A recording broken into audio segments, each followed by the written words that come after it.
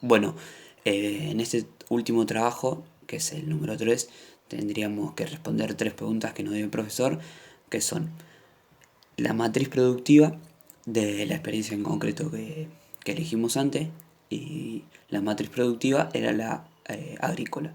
Como ya sabemos, este gobierno apostó a un agroexportador. Esto quiere decir que producía materias primas como la carne, los cereales, la lana, que era uno de los principales exportaciones, hacia Gran Bretaña, que tenía una buena relación con ellos. Eh, Esto favoreció al país, ya que se convirtió en una de las potencias en ese momento. Para producir esto, Argentina tenía muchas hectáreas, ya que en 1879 eh, Julio Argentino Roca hizo la campaña de desierto. Esto quiere decir que eliminó a todos los indígenas y indios que estaban en ese momento y tomó esas tierras para cultivar cereales o para fabricar frigoríficos, etc. Cabe destacar también que esto genera que venga mano de obra. Este modelo agroexportador necesitaba de mano de obra, que en el país en ese momento no había mucho. Entonces llega gente extranjera para trabajar esa tierra o trabajar en el frigorífico. Una de las provincias en donde se cultivaba la tierra, el trigo, el maíz y la lana era La Pampa. Pero el problema que tenía en aquel entonces la Argentina sería el transporte. O sea, transportar el trigo hacia el puerto y ahí mandarlo al exterior.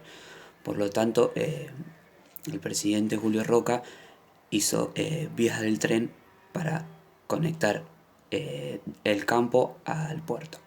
Los primeros años la lana fue uno de los que más se exportó, después el trigo y el... Bueno, la siguiente pregunta eran, ¿quién eran los amigos y enemigos del gobierno que estaba? Los amigos, como se podría decir, pertenecían todos al partido PAN, que era el Partido Autonomista Nacional. Entre ellos estaba Avellaneda, el expresidente, Miguel Selman, que fue uno de los que introdujo a la política Roca, que era el concuñado y en aquel entonces gobernador de Córdoba.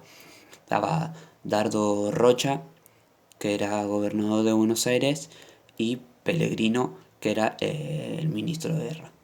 Además de ellos, que eran los que apoyaban este gobierno, también atrás de ellos estaba la generación del 80. Y además estaban aquellos de clase alta o clase que tenía tierras, eran terratenientes, que también apoyaban este gobierno porque Roca fue uno de los que le dio esas tierras para así puedan manipularlas. Bueno, como serían los enemigos o la oposición, sería Bartolomeo Mitre, que se postuló para presidente pero luego desistió. También no quería al Partido Autonomista Nacional, Bartolomeo Mitre, ya que consideraba que se mantenía en el poder por fraude electoral. Hasta que en 1890 encabezó una revolución con Alem para llamar a elecciones y que sea una elección limpias. Ese fue uno de los enemigos del gobierno y también se podría decir las clases bajas, donde como ya sabemos el gobierno de Roca fue muy desigual, donde los ricos cada vez se volvieron más ricos y los pobres cada vez más pobres. Entonces una de las oposiciones o la opinión pública venía de la clase baja que no lo aguantaba, lo detestaba de una forma. Bueno, la última pregunta dice, las relaciones con otros poderes. Bueno, las relaciones con los otros poderes, en este caso la iglesia, para mí hubo dos puntos claves en donde claramente no se llevaban muy bien. Por un lado, la ley 1420, en donde decía que la escuela era laica. Esto quiere decir que la iglesia no podía imponer su religión dentro del colegio. Y esto es un claro mensaje de que no se llevaban muy bien. Y la otra es la del registro civil. Esto quiere decir que el gobierno sabían cuándo nacían, quiénes eran los integrantes de ese país y le sacaba el poder de aquel entonces que tenía la Iglesia.